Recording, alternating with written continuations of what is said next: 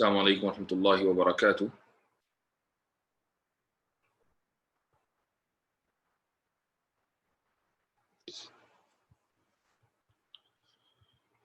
آج الحمدللہ رد الحاد کے موضوع پر جو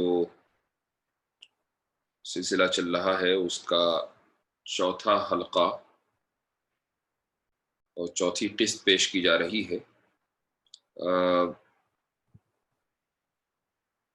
چند منٹ رکیے تاکہ جو لوگ یوزولی شامل ہوتے ہیں وہ شامل ہو جائیں، انشاءاللہ پھر شروع کرتے ہیں۔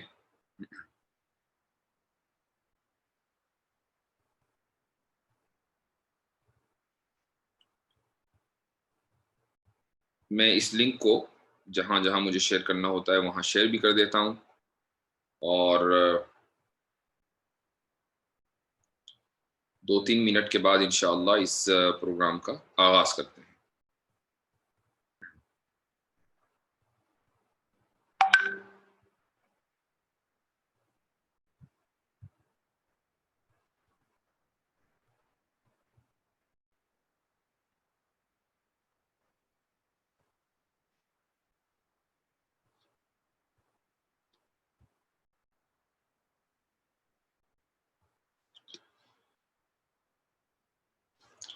آج کا جو عنوان ہے وہ بہت اہم ہے اور عام طور سے اس کے اوپر کافی گفتگو ہوتی ہے، بہت سے اعتراضات بھی لوگ کرتے ہیں، تو اس لیے اس موضوع کے اوپر کچھ دیر گفتگو کی جانا بہت ضروری ہے۔ اور آپ حضرات سے میں شروع میں ہی ایک ریکویسٹ یہ کروں گا کہ اگر آپ کے پاس کاپی پین ہے تو وہ زیادہ بہتر ہے۔ بہت سی مرتبہ معلومات سننے کے بعد اگر اس کو لکھ لیا جائے تو وہ چیزیں محفوظ ہو جاتی ہیں، اور ورنہ اگر آپ کو دوبارہ وہ معلومات چاہیے ہوگی، درکار ہوگی، تو آپ کو پھر یہ پوری ویڈیو سننی پڑے گی۔ تو اس سے بہتر یہ ہے کہ آپ نوٹس کی شکل میں وہ لکھ لیں۔ میں بار بار یہ کہنا مناسب نہیں سمجھتا ہوں کہ اس سیریز کو محض ایک پروگرام کی حیثیت سے دیکھا جائے، بلکہ یہ ضروری نہیں ہے کہ بار بار ریمائنڈ کرایا جائے کہ اس سیریز کو ایک کلاس کی، ایک درس کی شکل میں دیکھا جانا چاہیے۔ اور یہی وجہ ہے کہ بہت سی ایسی علمی باتیں بھی اس درس میں ہو جاتی ہیں جو عام طور سے اگر کوئی عوامی حلقہ ہو تو اس میں وہ مناسب نہیں ہے اور وہ ان کے سمجھ میں آنے کی بھی نہیں۔ بہت سی فلسفیانہ اصطلاحات اور گفتگو ہم کر لیتے ہیں اور بہت سے لوگ ان فلسفیانہ اصطلاحات کو نہیں سمجھتے۔ اس کی وجہ یہی ہے کہ یہ ایک کلاس ہے، نہ کہ ایک عوامی تقریر۔ آل ان ون صاحب کہہ رہے ہیں کہ کرونا کے متعلق بتائیں کہ کب ختم ہوگا۔ بھائی جن لوگوں نے شروع کیا ہے وہ بتائیں گے کہ کب ختم ہوگا، ہمیں کیا بتا۔ تو سے لوگوں کا دھیان اور توجہ دوسری طرف جائے۔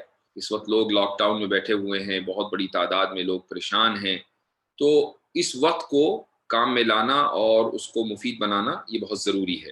تو اگر اس خالی وقت میں، فارغ اوقات میں اگر ہم کچھ ایسی کام کی باتیں سیکھ لیں کہ جو ہمیں بہت بعد تک کے کرونا کے ختم ہونے کے بعد میں بھی اگر فائدہ دیں تو وہ زیادہ بہتر ہے۔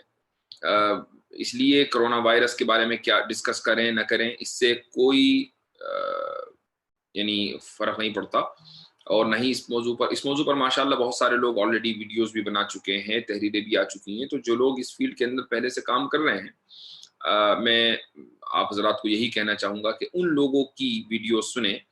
یہ ضروری نہیں ہے کہ ہر آدمی ہر موضوع کے اوپر ویڈیو بنائے، یعنی ویڈیو بنا سکتے ہیں ہم، لیکن اس سے یہ ہوتا ہے کہ بعض تو وہی باتیں ہوں گی جو سب لوگ کہہ رہے ہیں، اور اگر کوئی نئی بات کہہ دی تو کنفیوژن ہو جائے گا۔ تو اس سے بہتر یہ ہے کہ جو سچویشن اس وقت چل رہی ہے، چاہے وہ من جانب اللہ ہو یا اللہ ہی کے حکم سے کچھ لوگوں نے اس کو بنایا ہو، لیکن بہرحال یہ کہ ایک دردناک سچویشن ہے، ایک انپلیزنٹ سچویشن ہے، اور اس میں کوئی شک نہیں کہ وائرس ہے۔ اب وہ وائرس بنایا گیا ہے کہ وہ وائرس خود پیدا ہو گیا ہے، وہ ایک الگ ڈیبیٹ ہے، اس میں جانے سے کوئی فائدہ اس لیے بھی نہیں ہے کیونکہ وائرس بہرحال موجود ہے اور اس سے بچنے کی احتیاط کرنا ہم سب لوگوں کی ذمہ داری ہے۔ تو انشاءاللہ اب آئیے اپنے موضوع پر آتے ہیں۔ آج کا جو ہمارا موضوع ہے وہ ہے معجزات۔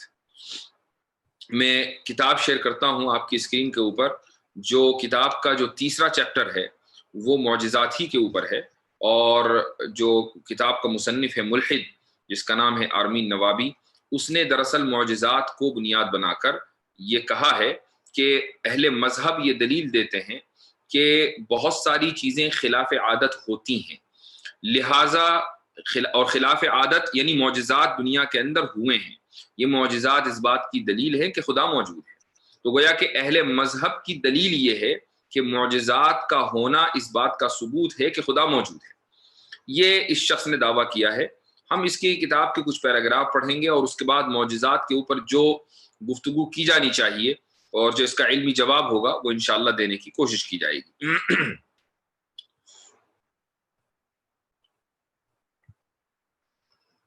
یہ کتاب اس وقت آپ کی اسکرین پر آ گئی ہوگی۔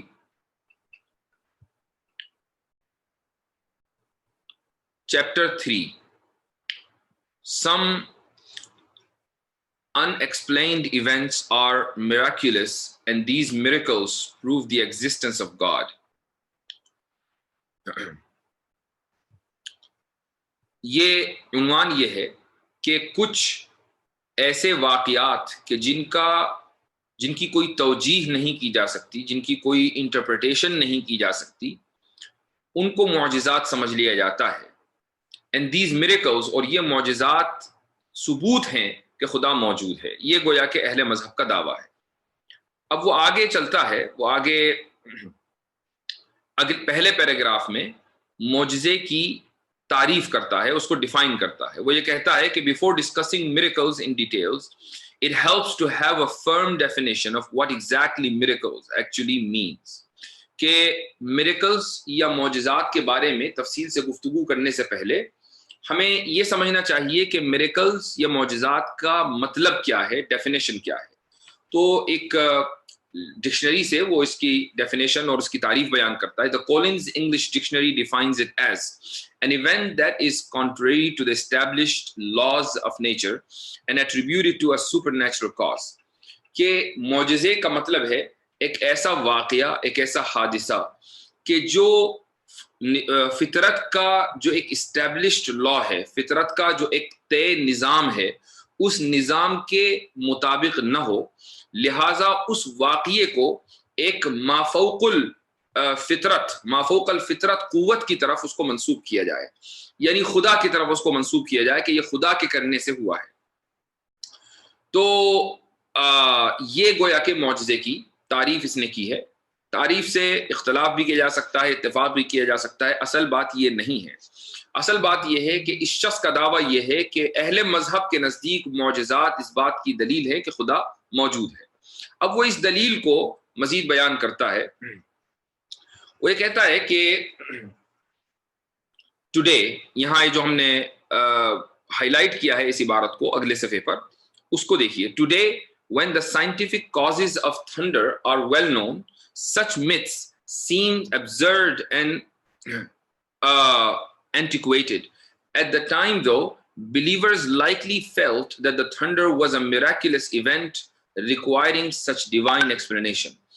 This phenomenon of ascribing supernatural causes to mysterious events is a case of argument from ignorance. اس عبارت کا جو مطلب ہے وہ یہ ہے کہ ایک زمانے میں جب بجلیاں کونپتی تھیں آسمانوں میں یعنی بادلوں میں، تو لوگ یہ سمجھتے تھے کہ کوئی خاص خدا ہے جو ناراض ہے۔ لیکن اس کے بعد سائنس نے ترقی کی اور سائنس نے بتایا کہ بادلوں میں بجلیاں کیوں کونپتی ہیں۔ تو اب اس زمانے میں، آج سے ہو سکتا ہے کہ 10,000 ہزار سال پہلے، لوگ یہ سمجھتے ہوں کہ اس بادلوں کا ایک خدا ہے، جب وہ ناراض ہو جاتا ہے تو پھر بجلیاں کڑکتی ہیں۔ تو اب جب سائنس نے بتا دیا تو لوگوں کو اس بجلیاں کڑکنے کے اس واقعے کو اس خدا کی طرف منسوب کرنے کی ضرورت نہیں ہے۔ تو وہ یہ کہتا ہے کہ this phenomenon of ascribing supernatural causes to mysterious events is a case of argument from ignorance. Argument from ignorance کسے کہتے ہیں؟ وہ اس کو مزید واضح کرتا ہے، کہتا ہے کہ this is a fallacy. آگے پڑھتا ہوں میں اسی صفحے پر۔ This is a fallacy where a person claims that a statement is true simply because there is no evidence to the contrary. Argument of ignorance का मतलब ये होता है कि ये वाकया इसलिए सही है क्योंकि उसको गलत साबित नहीं किया जा सकता। आर्ग्यूमेंट फ्रॉम इग्नोरेंस किसे कहते हैं कि ये वाकया इसलिए दुरुस्त है क्योंकि उसको गलत साबित नहीं किया जा सकता।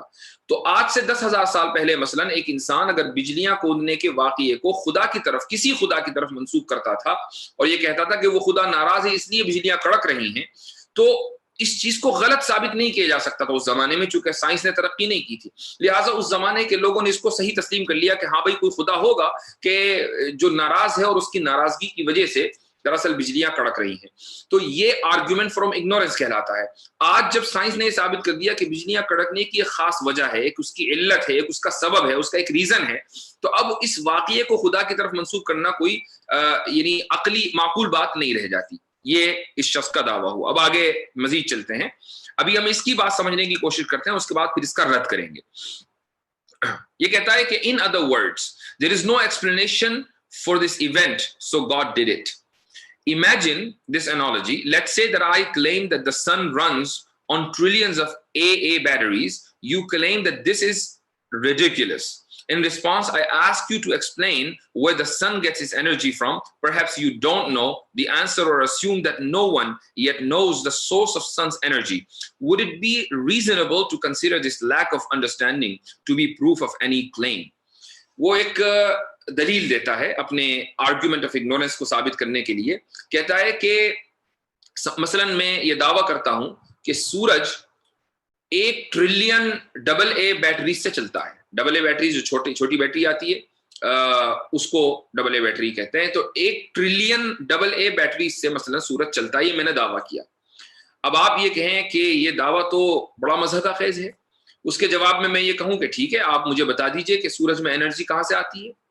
अब आप ये कहेंगे कि या तो आप ये कहेंगे कि मुझे मालूम नहीं, या आप ये कहेंगे कि अभी साइंस ने इसको डिस्कवर नहीं किया। तो क्या आपके ये कहने से कि मुझे मालूम नहीं, या आपके ये कहने से कि साइंस ने अभी इसको डिस्कवर नहीं किया, ये साबित हो जाता है कि मेरा दावा कि सूरज 1 ट्रिलियन AA बैटरी से चलता है दुरुस्त है? जाहिर है कि यह दावा मेरा दुरुस्त नहीं माना जाएगा। अगर इसको दुरुस्त मान लिया जाए तो इसी को आर्ग्यूमेंट ऑफ इग्नोरेंस कहा जाता है। तो ये इसने दलील दी। अब उसके बाद आगे एक और बहुत अहम इबारत इसने जिक्र की है। वो ये कहता है कि time and again events that may initially seam miraculous letter turn out to have a reasonable explanation. देखिए इस चीज को याद रखिएगा, आगे ये काम आने वाली है कि अक्सर व बेशतर ऐसा होता है कि बहुत से वाकयात जो शुरू में मौजज़ा लगते हैं, बाद में उनकी एक रीजनेबल एक्सप्लेनेशन सामने आ जाती है, एक उसकी तशरीह, तावील, साइंसी तशरीह सामने आ जाती है। For example, near death experiences are often held up as proof of the afterlife. बहुत सी मर्तबा मौत के करीब के जो इंसान के तजुर्बात होते हैं, जब वो मरने वाला होता है तो उसके जो करीब के तजुर्बात होते हैं, वो उसको इस बात की दलील मान लिया जाता है कि आखिरत की जो जिंदगी है वो मौजूद है। मसलन, during such an experience a person may feel as though she is outside of her body. मसलन, जब मौत के करीब एक इंसान होता है तो ऐसा बाज मर्तबा हो सकता है कि वो इंसान जो मरने वाला है, बिल्कुल चंद लम्हों के बाद उसकी रूह उसके जिस्म से निकलने वाली है, वो खुद अपने आप को अपने जिस्म से बाहर महसूस करे। ये ऐसा हो सकता है। तो आगे लिखता है वो कि लुकिंग डाउन ऑन इट, और she may experience the feeling of travelling down a dark tunnel towards a source of light. और ये भी हो सकता है कि वो महसूस करे कि वो एक डार्क टनल में सफर कर रहा है और आगे एक लाइट है, वो उसकी तरफ सफर किए जा रहा है। Some people report hearing the voices of departed loved ones. कुछ लोगों ने ये भी बताया है कि जब हम ऐसे हालत में थे, कोमा में थे या मरने के करीब, ऐसा लग रहा था कि हम मर जाएंगे, तो हमें अपने मुर्दा रिश्तेदारों की आवाजें सुनाई दे रही थी। With these disembodied voices sometimes urging them back away from the light, which some believe may be the afterlife. These accounts can be compelling and for the person experiencing them very real. तो ये जो इस तरह के वाकयात हैं, जो शख्स इन तजुर्बात से गुजर रहा है, ये तजुर्बात उसके लिए बिल्कुल सच हैं, ऐसे उनको झुटलाया नहीं जा सकता। However, scientific evidence suggests a biological mechanism behind these responses, and the result can be triggered manually by doctors stimulating parts of a person's brain. وہ یہ کہتا ہے کہ آج کی دنیا میں سائنس نے اتنی ترقی کر لی ہے کہ سائنس کو یہ پتہ چل گیا ہے کہ ایک بایولوجیکل میکانزم کی وجہ سے یہ چیزیں ہوتی ہیں، اور آج تو اتنی ترقی ہو گئی ہے کہ ڈاکٹر یعنی مینولی ایک بندے کے دماغ میں کچھ طرح کا تصرف کرتے ہیں کہ جس کی وجہ سے کہ انسان کو یہ محسوس ہونے لگتا ہے کہ گویا کہ وہ مرنے کے قریب ہے، گویا کہ اس کی روح اس کے جسم سے نکل گئی ہے، یا وہ ایک ڈارک ٹنل میں ٹریول کر رہا ہے۔ یہ ساری چیزیں آج ممکن ہے، ڈاکٹر خود کر کے بتا دیتا ہے کسی انسان کے اوپر۔ تو ان چیزوں کو معجزات نہیں کہا جا سکتا، ٹھیک ہے، یہ اس نے دلیل دی ہے۔ اب ایک اور آگے یہ پیراگراف بھی سن لیجئے، اس کے بعد ہم اپنا تبصرہ اکٹھا کریں گے۔ کہتا ہے کہ many people turn to the supernatural when they witness a highly improbable event and consider it to be a miracle rather than looking for a natural explanation. Yet an understanding of basic properties of probability laws shows that even extremely improbable events happen all the time. کہتا ہے کہ بہت سے لوگ جب کوئی super natural چیز دیکھتے ہیں، بہت سے لوگ جب کوئی ریئر چیز یا قلیل الوقوع نادر چیز دیکھتے ہیں تو وہ سپر نیچرل کی طرف متوجہ ہو جاتے ہیں، وہ سمجھتے ہیں کہ یہ خدا نہیں کیا ہوگا، چونکہ عام طور سے جو چیز ریئر اور بہت ہی قلیل الوقوع ہوتی ہے اس کی کوئی سائنٹیفک توجیہ فی الحال ممکن نہیں ہوتی۔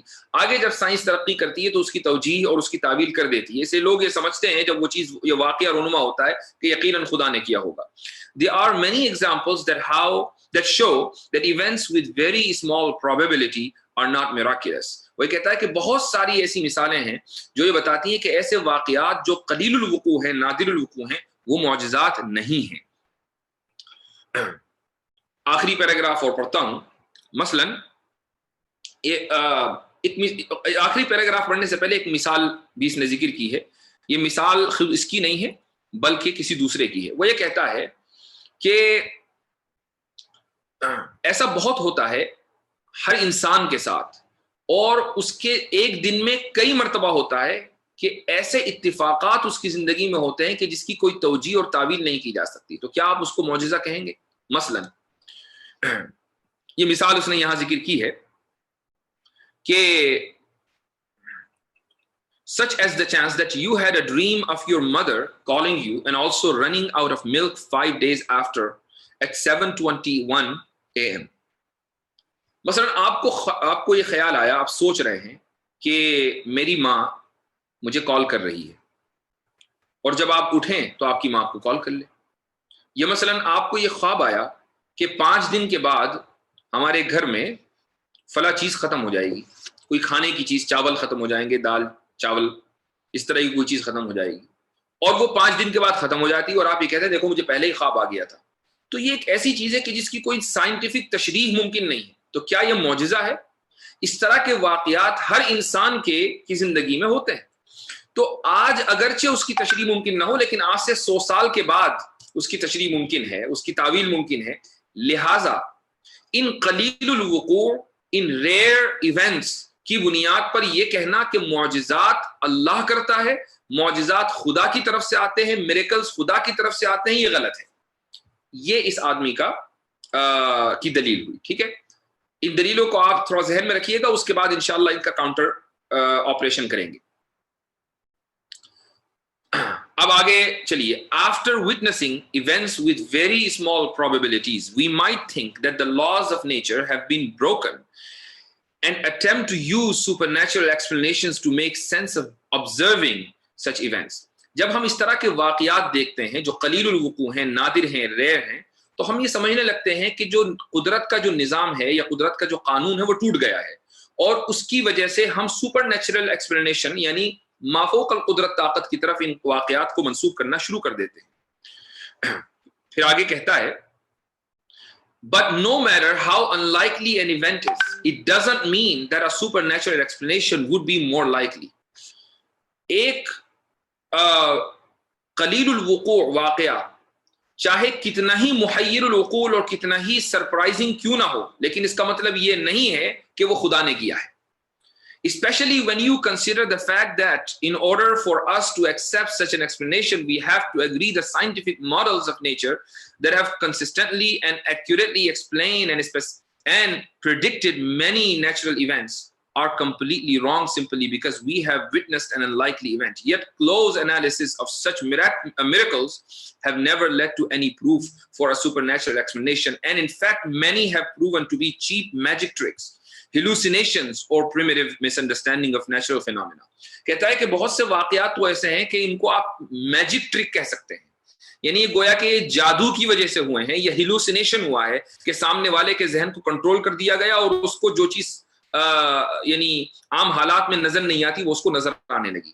بہرحال یہ اس شخص نے اپنے پورے چیپٹر کے اندر جو بکواس کی ہے اس کا خلاصہ چند لفظوں میں یہ ہے کہ یہ شخص یہ کہتا ہے کہ بہت سے واقعات اس دنیا کے اندر ایسے ہوئے ہیں. دیکھیے وہ معجزات کا انکار نہیں کر رہا ہے، یہ ایک نیا آج تک ہوتا یہ تھا کہ ملحد معجزات کا انکار کرتا تھا، وہ یہ کہتا تھا کہ کوئی بھی چیز خلاف واقعہ اور خلاف عادت ہو ہی نہیں سکتی. یہ لوگ جب ان کو یہ ثابت کر دیا گیا کہ نہیں خلاف عقل اور خلاف عادت بہت ساری چیزیں ہو سکتی ہیں، تو انہوں نے اپنی جو ٹیکٹک ہے، اپنی جو اسٹریٹجی وہ بدلی.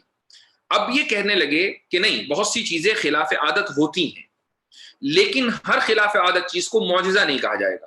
یہ نہیں کہا جائے گا کہ یہ خدا نے کیا ہے، چونکہ خلاف عادت تو ہر انسان کی زندگی میں بہت سی چیزیں ہوتی ہیں. مثلا ہم اگر خواب دیکھ لیں کہ آج سے 5 دن کے بعد کوئی چیز ہمارے گھر میں ختم ہو گئی اور وہ ختم ہو جائے تو یہ خلاف عادت ہے، اس کی کوئی سائنٹیفک توجیہ نہیں کی جا سکتی، لیکن اس کے باوجود آپ اس کو معجزہ نہیں کہہ سکتے.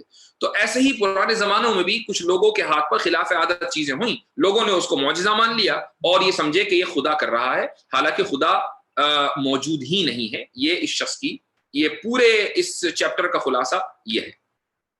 اب آئیے ہمارا جو اس کے اوپر تبصرہ ہے ہم وہ کرتے ہیں. بہت زیادہ وقت نہیں لوں گا، انشاءاللہ بہت جلدی چند الفاظ کے اندر کوشش کروں گا کہ اپنی بات رکھوں. قرآن کریم میں اللہ رب العزت کا ارشاد ہے کہ سنریہم آیاتنا فی الآفاق وفی انفسہم حتی یتبین لہم انہ الحق، کہ ہم لوگوں کو اپنی نشانیاں دکھائیں گے.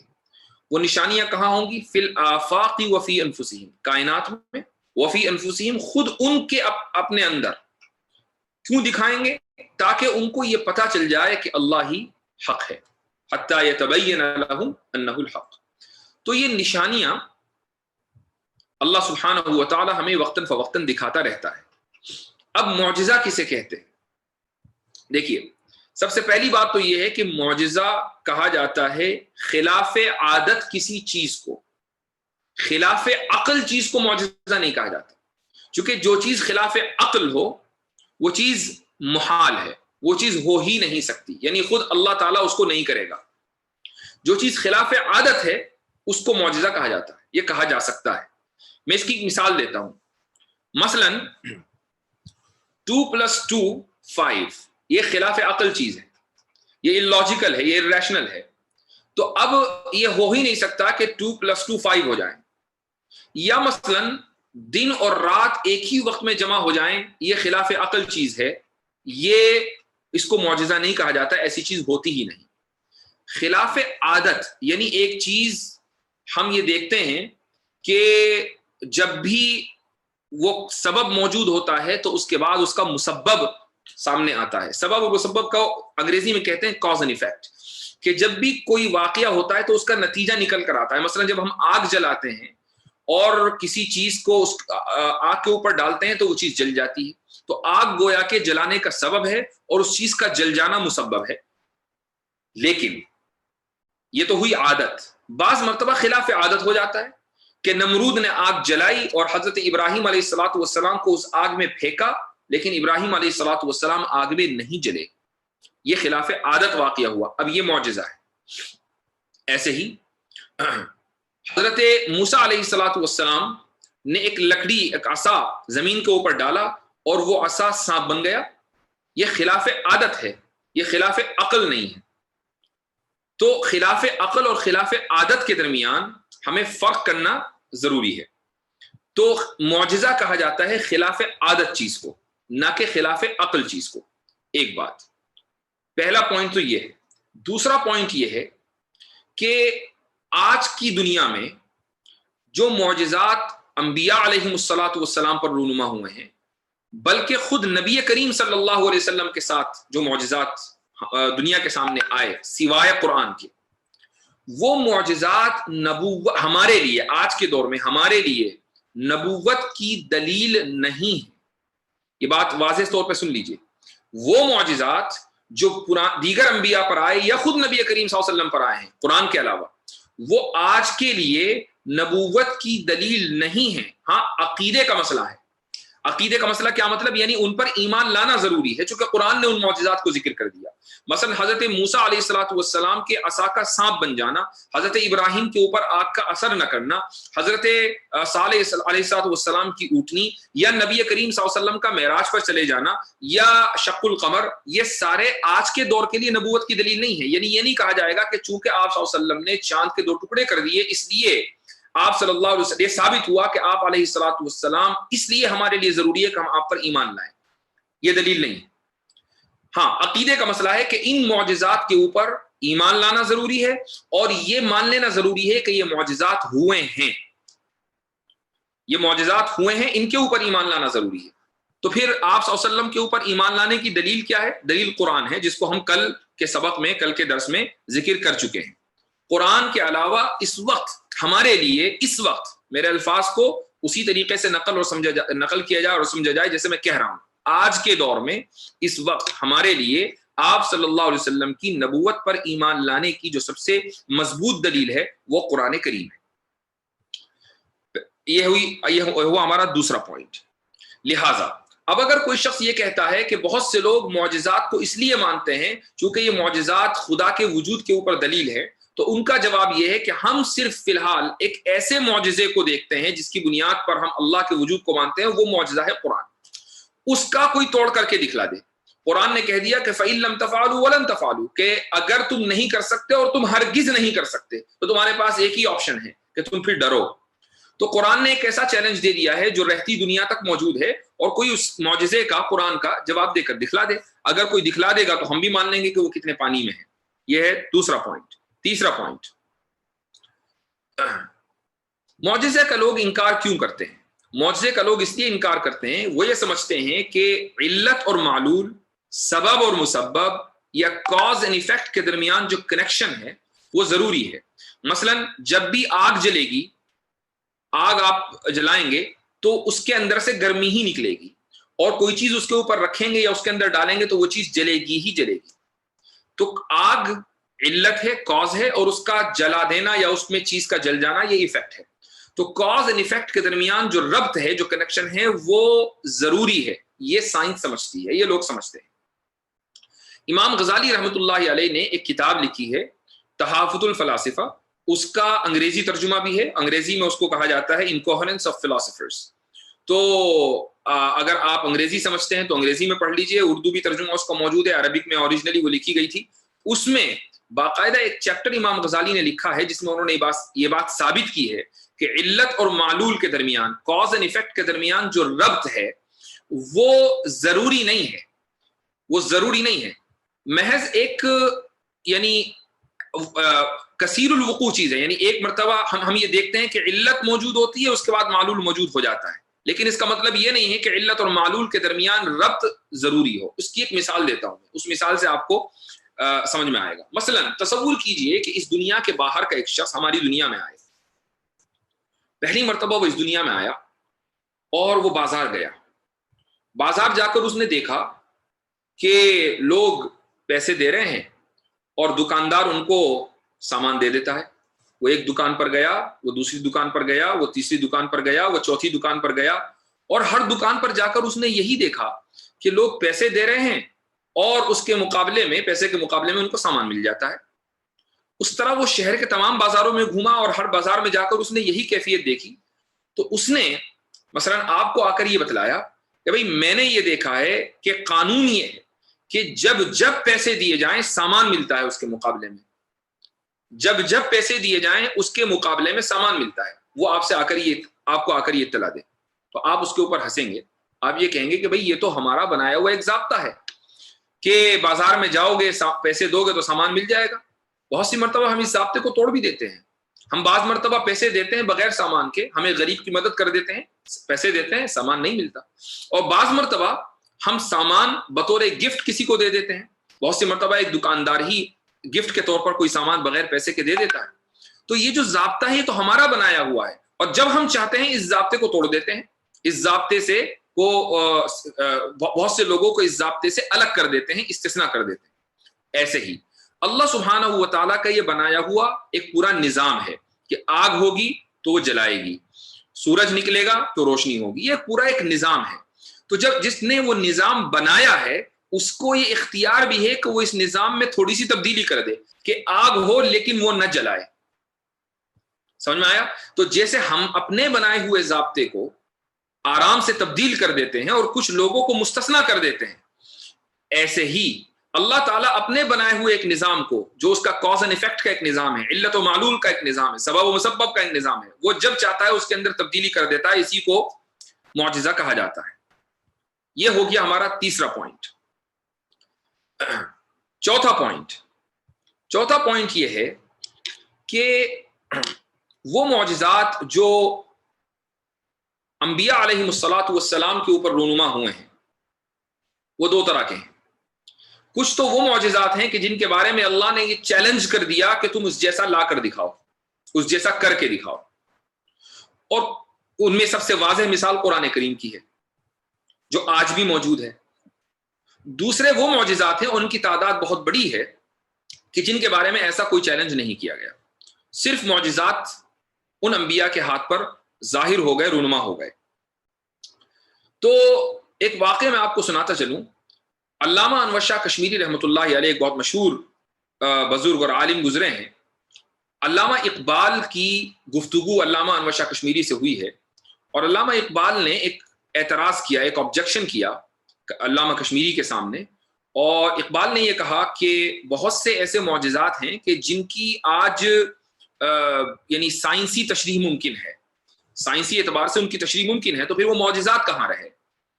تو علامہ انور شاہ کشمیری رحمۃ اللہ علیہ نے ایک جواب دیا. انہوں نے یہ فرمایا کہ وہ معجزات کہ جن کا اللہ نے جن کے بارے میں کبھی چیلنج نہیں دیا ہے, وہ رونما ہی اس لیے ہوئے ہیں تاکہ آگے آنے والی قوموں کے لیے وہ سائنٹیفک ترقی کی تمہید اور مقدمہ بنے.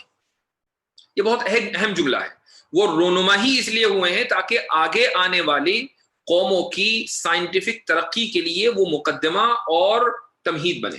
مثال کے طور پر حضرت داؤد علیہ الصلوۃ والسلام کا جو معجزہ تھا وہ یہ تھا کہ وہ لوہے کو پگھلا کر اس میں جس طریقے سے چاہے اس کا اوزار بنا لیا کرتے تھے.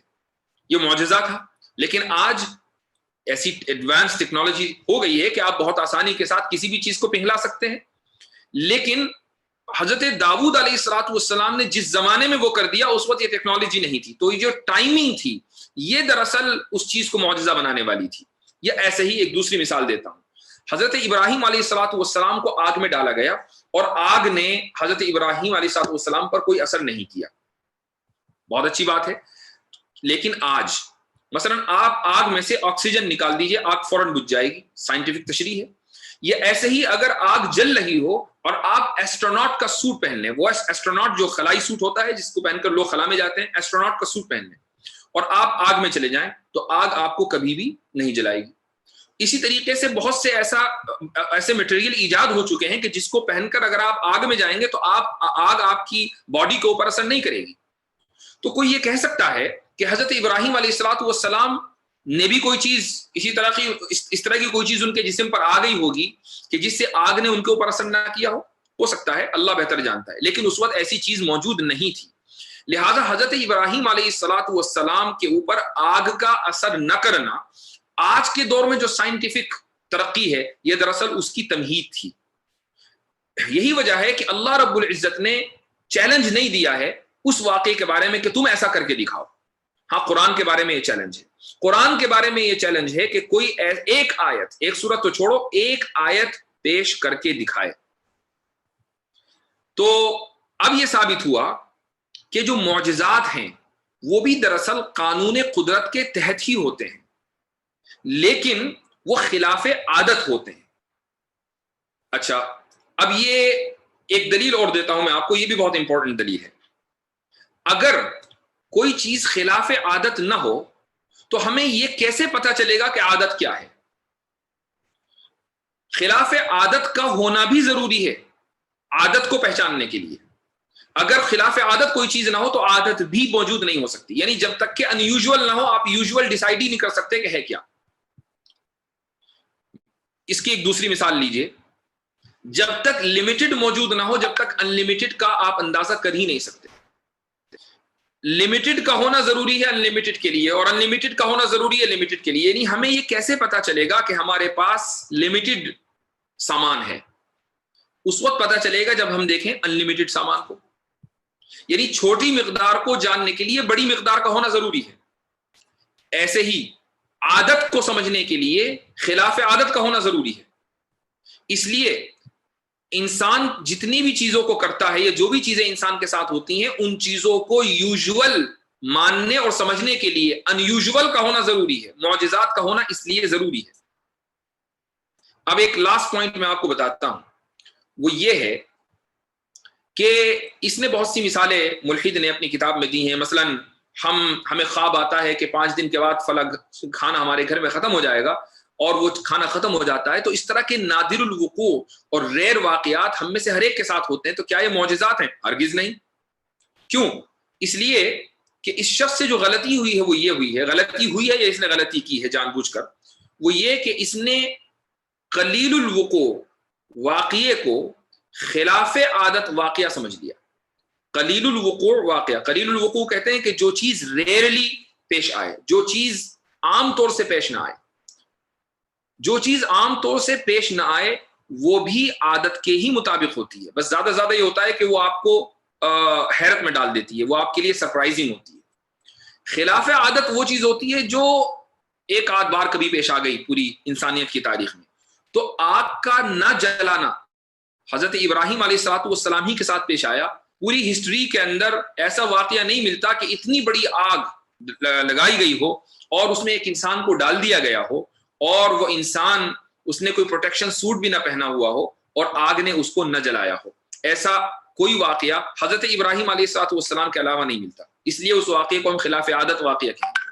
لیکن اس طرح کا خواب آنا کہ 5 دن کے بعد کوئی چیز ختم ہو جائے, یا اس طرح کا خواب آنا کہ جس میں آپ آگے آنے والے رونما ہونے والے واقعے کو پہلے ہی دیکھ لیں, یہ تو ہر انسان کے ساتھ ہوتا ہے, میرے ساتھ ہوتا ہے, آپ کے ساتھ ہوتا ہے. اس وقت دیکھنے والے جتنے بھی لوگ ہیں اور اس ویڈیو کو جتنے بھی ہزاروں لوگ دیکھیں گے, تقریباً ہر ایک یا ہر دوسرے انسان کے ساتھ یہ دوسرے مہینے ہوتا ہی رہتا ہے, لیکن ہر روز نہیں ہوتا. اس لیے ان واقعات کو یہ تو کہا جائے گا کہ یہ ریئر ہیں, ان واقعات کو کہا جائے گا یہ قلیل الوقوع ہیں, ان واقعات کو یہ کہا جائے گا کہ یہ کم رونما ہوتے ہیں, لیکن یہ نہیں کہا جائے گا کہ یہ خلاف عادت ہے. معجزہ خلاف عادت ہوتا ہے, معجزہ قلیل الوقوع یا ریئر نہیں ہوتا, معجزہ خلاف عادت ہوتا ہے. اس شخص نے جو حرکت کی ہے وہ یہ کہ کم رونما ہونے والے واقعے کو یہ اس طرح پیش کرنے کی کوشش کی ہے گویا کہ وہ معجزہ ہو. لہذا معجزہ الگ ہے اور قلیل الوقوع واقعات الگ ہیں. معجزات کا ہونا قانون قدرت کو سمجھنے کے لیے ضروری ہے. اگر معجزات نہ ہو تو ہم قانون قدرت کو نہیں سمجھ سکتے. جب تک کہ خلاف قانون چیز ہمیں سمجھ میں نہ آئے, قانون اس وقت تک سمجھ میں نہیں آ سکتا. قانون آئے گا ہی سمجھ میں جب خلاف قانون چیز سمجھ میں آ جائے. تو اس لیے معجزات کا ہونا ایک ضروری چیز ہے. اور معجزہ صرف اس چیز کو کہتے ہیں کہ اللہ سبحانہ و تعالی بغیر ظاہری اسباب کے بہت سی چیزیں کر دیتا ہے, اس کو معجزہ کہا جاتا ہے. مثلا حضرت ابراہیم علیہ السلام کو بغیر کوئی ایسٹروناٹ کا سوٹ پہنائے آگ میں ڈال دیا گیا, اور اس آگ نے حضرت ابراہیم پر اثر نہیں کیا. یہ کسی ظاہری سبب کے بغیر ہوا. لیکن آج اگر کوئی بہت بڑی آگ ہو اور کوئی شخص ایسٹروناٹ کا سوٹ پہن کر آگ میں کود جائے تو وہ آگ اس کے اوپر بھی اثر نہیں کرے گی, لیکن اس کو معجزہ نہیں کہا جائے گا. اس لیے نہیں کہا جائے گا کہ اس نے ایک ظاہری سبب کو اختیار کر لیا.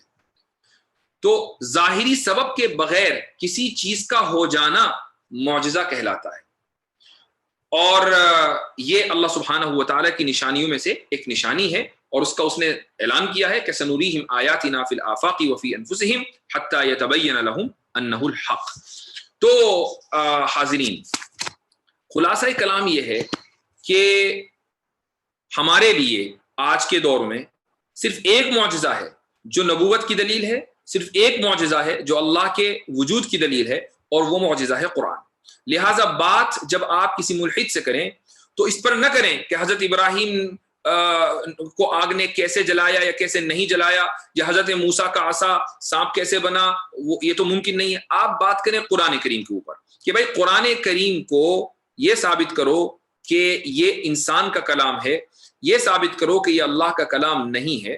اگر تم یہ ثابت کر دو گے یا اس ثابت کرنے کی پوزیشن میں ہو تو بات آگے کرتے ہیں، لیکن اگر اس پوزیشن میں نہیں ہو تو ادھر ادھر کی بات کرنے سے کوئی فائدہ نہیں ہے۔ یہ لیونگ معجزہ ہے، یہ لیونگ میریکل ہے، اس لیے اس میریکل کے اوپر بات ہونی چاہیے۔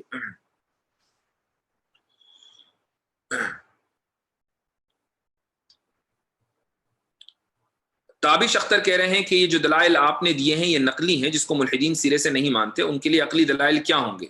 میں نے تو کوئی نقلی دلیل نہیں دی، میں نے جتنے بھی دلائل دیے ہیں وہ سارے عقلی ہی ہیں۔ یہ جو میں نے آیت پڑھی ہے نا، سنریہم آیاتنا فی الآفاق وفی انفسہم، یہ دلیل کے طور پر نہیں پڑھی ہے، بلکہ یہ تو آپ لوگوں کو بتانے کے لیے پڑھی ہے کہ معجزات کا ظہور کیوں ہوتا ہے۔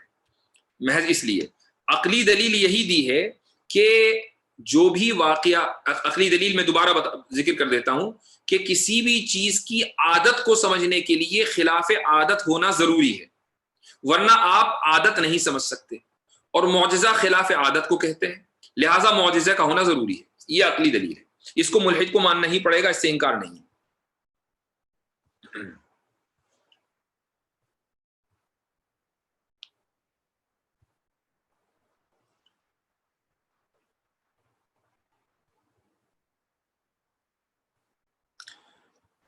ایک صاحب یہ سوال کر رہے ہیں کہ قرآن میں اللہ تعالیٰ نے بہت سے انسانوں کو اور جنات کو جہنم کے لیے پیدا کیا، لہذا یہ لوگ جہنم میں جائیں گے، ان لوگوں نے کیا غلطی کی تھی، کیا ان کے ساتھ ناانصافی نہیں ہے؟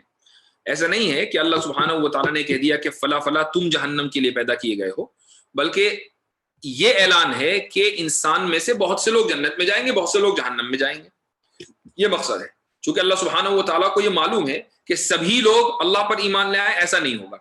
ایک تعداد ایسی ہوگی جو اللہ پر ایمان لے آئے گی، ایک تعداد ایسی ہوگی جو ایمان نہیں لائے گی، جو نہیں لائے گی وہ جہنم میں جائے گی۔ صرف اتنا ہی بتانا مقصد ہے۔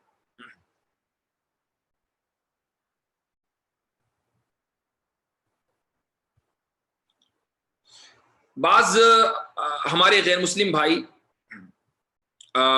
اس روزانہ ہی آتے ہیں اس لائیو سیشن میں اور گالم گلوچ کرتے ہیں، ان کے لیے میں بتا دوں کہ یہ آرگیومنٹ آف اگنورینس ہے۔ یہ آپ کی گالم گلوچ کرنا آپ کی شکست کی، آپ کے ہار جانے کی سب سے بڑی دلیل ہے۔ اگر آپ کے پاس کوئی دلیل ہوتی تو آپ گالی سے گفتگو نہ کرتے۔ یہ جو آپ لوگ گالی دیتے ہیں یہ اس بات کی دلیل ہے کہ آپ لوگ ذہنی اعتبار سے دیوالیہ ہیں، کرپٹ ہیں، آپ کے پاس ایک بھی دلیل نہیں ہے، آپ بیٹل لوز کر چکے ہیں۔ اب چونکہ جب ایک آدمی بیٹل لوز کر دیتا ہے تو پھر اس کے پاس سوائے اپنے گھر میں بیٹھ کر گالیاں دینے کا کوئی علاج نہیں ہوتا۔ تو ہمیں خوشی ہوتی ہے جب آپ اپنی ہزیمت کا اور اپنی شکست کا اور اپنے ہار جانے کا ہمیں آ کر بتاتے ہیں، ہمیں بہت خوشی ہوتی ہے کہ آپ نے ہمیں بتا دیا کہ آپ ہار چکے ہیں۔ تو یہ بہت اچھی بات ہے، اس سے ہمیں بوسٹ ملتا ہے، انرجی ملتی ہے۔ آپ ایسا کرتے رہا کریں تاکہ ہمیں اور ہمارے لوگوں کو پتا چلے کہ بھائی ملحد اور جو اسلام کے خلاف بکواس کرتے ہیں انہوں نے اپنی شکست اتنی تسلیم کر لی کہ وہ سوائے گالیوں کو ان کے پاس اب کچھ نہیں بچا۔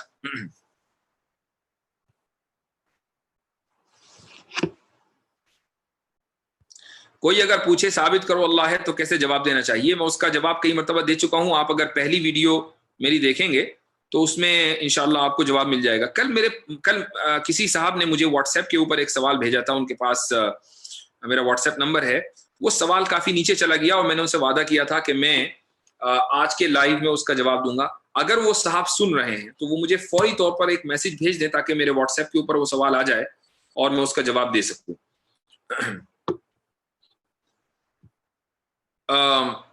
شیخ طلا پربھنی کہہ رہے ہیں کہ بعض ہندوستانی یہ کہتے ہیں کہ ہم ہندو ہیں، تو کیا واقعی ہندو دھرم ہے؟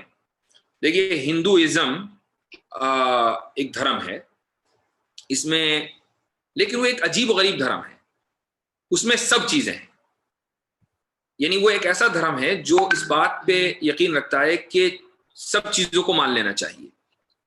تو اگر کوئی بھی چیز نفع پہنچانے والی ہے اس کو خدا مان لینا چاہیے، کوئی بھی چیز نقصان پہنچانے والی ہے اس کو خدا مان لینا چاہیے۔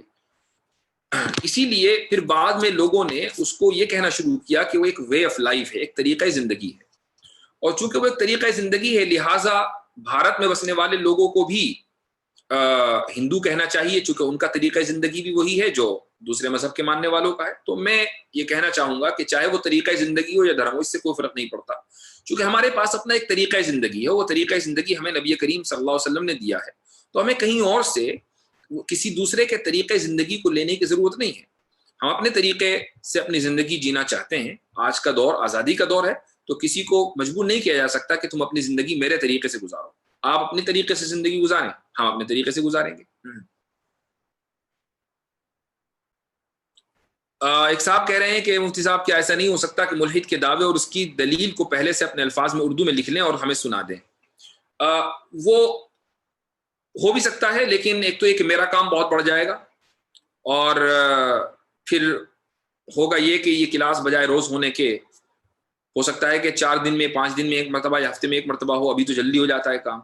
دوسرے یہ کہ یہ چیز زیادہ آتھینٹک ہے، آتھینٹک اس معنی اگر کہ ہم کتاب شیئر کرتے ہیں، اس کو پڑھتے ہیں اور پھر وہیں اس کا جواب دیتے ہیں، تو اس لیے ہم نے یہ طریقہ اختیار کیا ہے، اور اس میں یعنی اس میں حرج کوئی نہیں ہے، تھوڑا یہ ہے کہ آپ کو انتظار کرنا پڑتا ہے کہ جتنی دیر میں انگریزی پڑھ رہا ہوں تو میں سمجھتا ہوں کہ اتنا انتظار کر لینا چاہیے، کوئی حرج کی بات نہیں ہے۔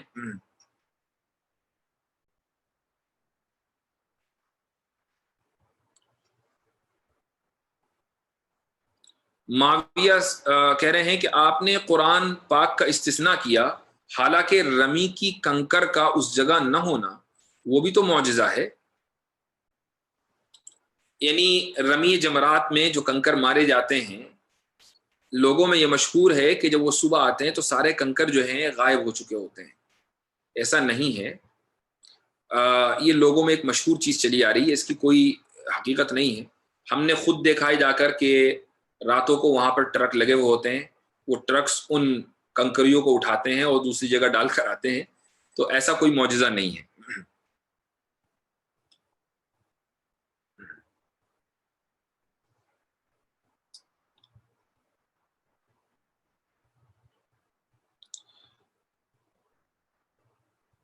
رد الحاد پر کوئی اردو کتاب، کوئی اردو جامع کتاب میری نظر میں نہیں ہے، یوں کافی مضامین آرٹیکلز ہیں، ایک کتاب، ایک ویب سائٹ بھی ہے الحاد.com، بہت اچھی ویب سائٹ، اس پہ کافی مضامین آپ کو مختلف جو ہیں انہوں نے جمع کر دیے ہیں، تو اس کو دیکھ لینا چاہیے، کافی اچھی ویب سائٹ ہے۔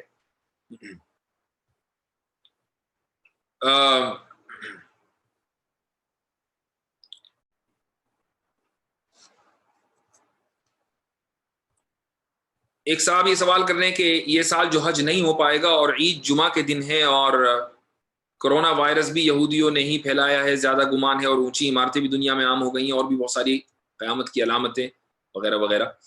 دیکھیے قیامت کی علامتیں تو بہت ساری ہیں، اور میں نے کل بھی کہا تھا کہ قیامت کی کسی بھی وبا کا ہونا یہ علامات قیامت میں ہی سے ہے،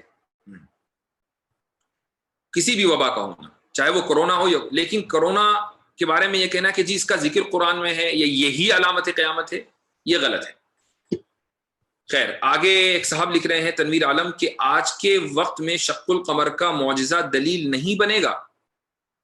شق القمر کے معجزے پر ایمان لانا ضروری ہے، اس لیے کہ اس کا ذکر قرآن میں ہے، اس کا ذکر صحیح احادیث میں ہے، لیکن کوئی یہ کہے ہم سے، یا ہم سے نہیں بلکہ کسی غیر مسلم سے، کہ چونکہ شق القمر ہوا ہے لہٰذا آپ رسول اللہ صلی اللہ علیہ وسلم پر ایمان لائیں، تو کوئی بھی اس کی تسلیم نہیں کرے گا، چونکہ شق القمر کا معجزہ ان لوگوں کے لیے تو دلیل نبوت بنا کہ جنہوں نے اس کو دیکھا، جنہوں نے اس کو نہیں دیکھا یہ ان لوگوں کے لیے دلیل نبوت نہیں ہے۔ آپ کسی غیر مسلم سے جا کر کہیے کہ شق القمر ہوا ہے لہٰذا تم مانو اللہ ہے، تم مانو رسول اللہ صلی اللہ علیہ وسلم اللہ کے نبی تھے، کبھی نہیں مانے گا۔ اس کا مطلب یہ نہیں ہے کہ شق القمر پر ایمان نہیں لانا ہے، ہم مسلمانوں کو ایمان لانا ضروری ہے، تو دونوں میں فرق کیجیے۔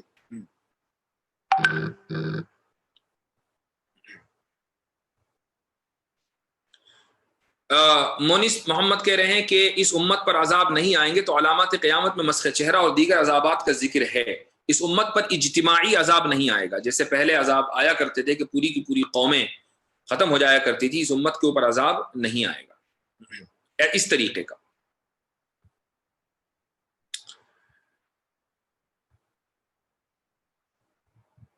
بہتر ہے آج اتنا ہی رکھتے ہیں. میں چاہتا ہوں کہ کرونا وائرس کے متعلق آپ سوال نہ کریں. اس کی وجہ ہے اسی وجہ سے، چونکہ ہمارا مقصد یہ کہ آپ کی توجہ ادھر سے ہٹے اور ایک دوسری چیز کی طرف لگے. چونکہ دن میں آپ تقریباً 23 گھنٹے اگر آپ ایکٹیو ہیں تو 23 کی 23 گھنٹے آپ کے ذہن کے اوپر کرونا وائرس مسلط ہے. یہ 1 گھنٹہ ایسا ملتا ہے کہ جس میں آپ کسی دوسرے کنسٹرکٹیو کام کو کیجیے.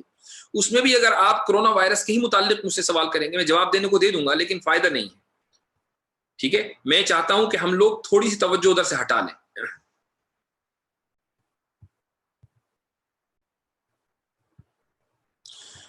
آخری سوال لے رہا ہوں کہ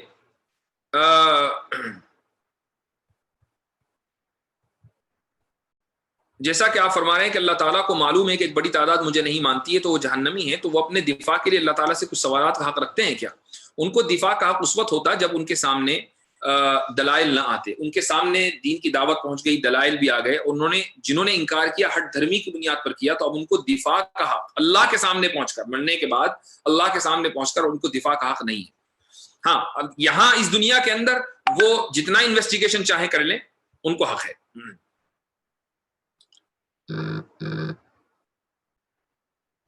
تنویر عالم صاحب کہہ رہے ہیں کہ علت اور معلول اور سبب و مسبب میں کچھ فرق ہے کہ نہیں؟ بالکل ہے.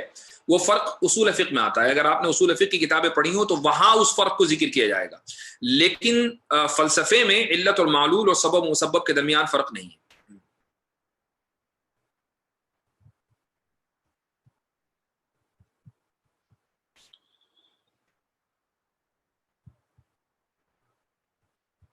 بہتر ہے آج انشاءاللہ اسی پر اکتفا کرتے ہیں اور کل پھر اسی وقت آئیں گے اور انشاءاللہ چوتھا چیپٹر پر گفتگو ہوگی.